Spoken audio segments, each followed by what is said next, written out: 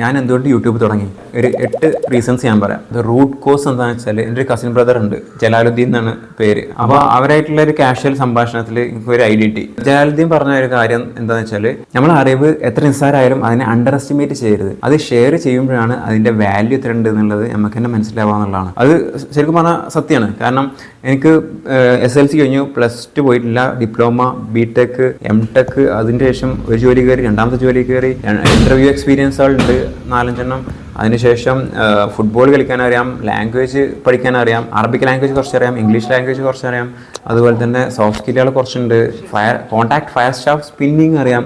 അങ്ങനത്തെ ഒരുപാട് സ്കില്ലുകൾ നമുക്കുണ്ട്. ഈ നോളജ് നമ്മുടെ ഗ്രോത്തിന് വേണ്ടിയിട്ടും നമ്മുടെ അഡ്വാൻറ്റേജിന് വേണ്ടി മാത്രം ഉപയോഗിച്ചാൽ അതൊന്ന് വേറൊരാൾക്ക് ഡെവലപ്പ് ചെയ്യാൻ കഴിയില്ല. നമ്മൾ ഷെയർ ചെയ്യുന്ന ആ സ്പോട്ടിൽ ആർക്കാണോ ഷെയർ ചെയ്തത് അയാൾക്ക് ആ നോളജൊക്കെ എടുത്ത് അതിൻ്റെ മേലെ ബിൽഡ് ചെയ്യാൻ പറ്റുന്നതാണ്. ഫോർ എക്സാമ്പിൾ, എല്ലാവർക്കും ബേസിക് ആയിട്ട് അറിയുന്ന കാര്യമില്ല മലയാളം അക്ഷരമാല അല്ലെങ്കിൽ മലയാളം എന്നുള്ളത്. അപ്പോൾ മലയാളം അക്ഷരമാലിൻ്റെ ഒരു വീഡിയോ കണ്ടന്റ് ആക്കിയിട്ടാൽ അത് കാണാൻ 1 മില്യൺ ആൾക്കാർ യൂട്യൂബിലുണ്ട്. കാരണം ഒരുപാട് കുട്ടികൾ, വളർന്നിരുന്ന കുട്ടികൾ മലയാളം അക്ഷരമാല കണ്ടന്റ് ആവശ്യമുണ്ട്. അപ്പോൾ വ്യൂസ് ഒരുപാട് കിട്ടും എന്നുള്ളതാണ് വാസ്തവം. വ്യൂസ് കിട്ടാൻ കാരണം അത് യൂസ്ഫുൾ ആണ് എന്നുള്ളതാണ്. അപ്പോൾ നമുക്കറിയാവുന്ന ഒരു ബേസിക് നോളജ് ആയിട്ടുള്ള മലയാളം ലാംഗ്വേജ് സ്കിൽ ഉപയോഗിച്ചിട്ട് വരെ അത് ഷെയർ ചെയ്താൽ അതിന് വാല്യൂ ജനറേറ്റ് ചെയ്യാൻ പറ്റും എന്നുള്ളതാണ് എനിക്കപ്പോൾ മനസ്സിലായത്. അപ്പോൾ ഇത് ഒരാൾക്ക് ഷെയർ ചെയ്യാനുള്ള ഏറ്റവും ബെസ്റ്റും എഫക്റ്റീവ് ആയിട്ടുള്ള മെത്തേഡ് 1-to-1 ടോക്കിംഗ് ആണ്. നേരിട്ട് പോയിട്ട് പഠിച്ചെടുക്കുക. പക്ഷേ എഫക്റ്റീവ് ആണെന്നുണ്ടെങ്കിലും അത് സ്കെയിലബിൾ അല്ല. അപ്പോൾ സ്കെയിലബിൾ ആക്കണമെന്നുണ്ടെങ്കിൽ അത് യൂട്യൂബ് പോലുള്ള പ്ലാറ്റ്ഫോമോ അല്ലെങ്കിൽ വേറെ ഏതെങ്കിലും സോഷ്യൽ മീഡിയയിലോ പോസ്റ്റ് ചെയ്യേണ്ടി വരും. അങ്ങനെ പോസ്റ്റ് ചെയ്യുമ്പോൾ അത് സ്കെയിലബിൾ ആവും. ഒരുപാട് പേർക്ക് അതിൻ്റെ അഡ്വാൻറ്റേജും അതിനുള്ള ഇൻഫർമേഷനും ഉപയോഗിക്കുക എന്നുള്ളതാണ്. എന്നിട്ട് അതിൻ്റെ മേലെ ബിൽഡ് ചെയ്യാൻ പറ്റും. നമ്മൾ ഉണ്ടാക്കുന്ന കണ്ടന്റ് അല്ലെങ്കിൽ നമ്മൾ അറിവ് ഷെയർ ചെയ്യുമ്പോൾ ഒരു 90% വ്യൂവേഴ്സിന് അത് ആവശ്യമില്ല എന്നുണ്ടെങ്കിലും ഒരു 10%